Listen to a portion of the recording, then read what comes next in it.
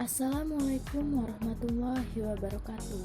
Shalom, Om Swastiastu, Namo Buddhaya, dan salam kebajikan. Kami dari kelompok 4 TPB 11B akan mempresentasikan tugas akhir Fisika Dasar 1A, yaitu RBL atau Research Based Learning. Sebelum memasuki penjelasan selanjutnya, yuk kenalan dulu dengan beberapa anggota kelompok kami. Yang pertama, dengan saya sendiri, Fadila Salsabila dengan NIM 121430129 dari Prodi Teknik Biomedis. Yang kedua, Arjuna Bahran Karani dengan NIM 121430135 dari Prodi Teknik Biomedis. Yang ketiga, ada Nimas Intan Melia dengan NIM 121430140 dari Prodi Teknik Biomedis. Dan yang keempat, ada Kansa Putri Antari dengan NIM 121430149 dari Prodi Teknik Biomedis. Dan yang terakhir, ada Stephen Gabriel dengan NIM 121320054 dari Prodi Teknik Fisika. Sebelum mempelajari hukum Bernoulli, kita juga harus tahu tentang fluida. Apa itu fluida? Jadi, fluida adalah segala jenis zat yang dapat mengalir dalam wujud gas maupun cairan. Berdasarkan pergerakannya, fluida dibedakan menjadi dua, yaitu fluida statis dan fluida dinamis. Pada RBL kali ini, kita menerapkan prinsip hukum fluida dinamis. Fluida dinamis adalah fluida yang bergerak, baik berupa zat cair maupun gas. Contohnya adalah saat sedang menyiram tanaman, kita menekan air yang mengalir di ujung selang, agar aliran airnya lebih cepat dan jangkauannya lebih jauh. Seorang fisikawan dan matematikawan asal Swiss bernama Daniel Bernoulli menyatakan bahwa kenaikan kecepatan aliran fluida akan menyebabkan penurunan tekanan dan energi potensial fluida tersebut. Hal ini dinyatakan dalam hukum Bernoulli yang berbunyi jumlah tekanan serta energi kinetik dan energi potensial tiap volume yang berada di setiap titik aliran fluida adalah sama. Kemudian, hal ini dirumuskan dalam rumus hukum Bernoulli berikut ini. Hukum Bernoulli dapat diaplikasikan dalam berbagai alat.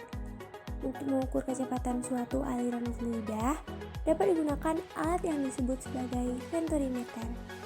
Pada venturimeter, terdapat dua jenis, yaitu ada venturimeter tanpa manometer dan ada juga venturimeter dengan manometer. Venturimeter sendiri merupakan alat yang dipasang pada sebuah pipa untuk mengukur kecepatan aliran suatu zat cair.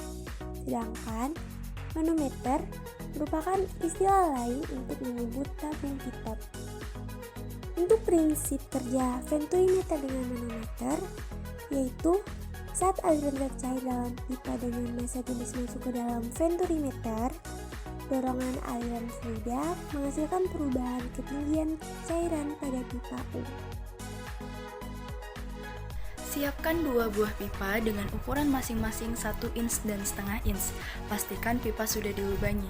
Kemudian, kita sambungkan kedua pipa menggunakan pipa sambung yang sesuai dengan ukuran pipa masing-masing. Pastikan kedua lubang berada di bawah. Kemudian, kita pasangkan pipa L pada masing-masing pipa yang sesuai dengan ukuran. Selanjutnya, kita tutup pada pipa yang bagian kecil menggunakan plastik dan karet gelang. Setelah itu, masukkan minyak ke dalam selang dengan cara dihisap atau bisa menggunakan sedotan. Masukkan kedua ujung selang pada pipa yang sudah dilubangi tadi membentuk pipa U. Posisikan agar ujung selang tidak tertutup. Kemudian, pasangkan plastisin pada setiap ujung selang, agar udara tidak ada yang masuk. Jika semuanya sudah siap dan dipastikan tidak ada udara yang masuk, selanjutnya masukkan air dan kita lihat perubahannya. Setelah itu, kita ukur perubahan ketinggian setelah minyak dimasukkan air. Dengan menggunakan prinsip Bernoulli, kecepatan aliran zat cair dapat ditentukan menggunakan persamaan sebagai berikut. Dari rumus tersebut, bisa ditentukan kecepatan aliran suatu fluida dengan aksen merupakan massa jenis dalam manometer. Kemudian, untuk prinsip kerja venturimeter tanpa manometer, yaitu saat pipa mendatar, tekanan fluida yang paling besar adalah pada bagian kelajuan alir yang paling kecil dan tekanan paling kecil. Sedangkan tekanan fluida yang paling kecil terdapat pada bagian kelajuan alir yang paling besar. Gunakan pipa yang sudah dibuat pada percobaan sebelumnya.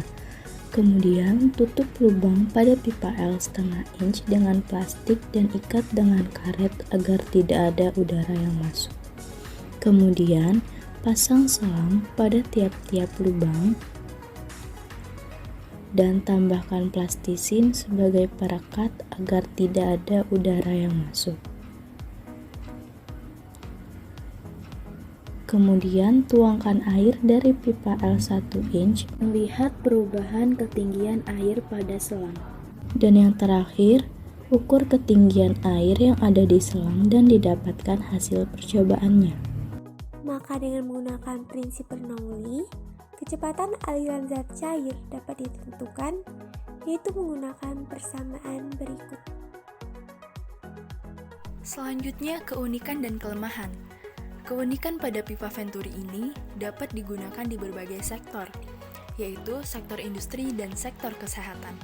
Sektor industri dapat digunakan dalam proses pengolahan limbah, sedangkan sektor kesehatan digunakan untuk mengukur laju aliran darah di bagian arteri.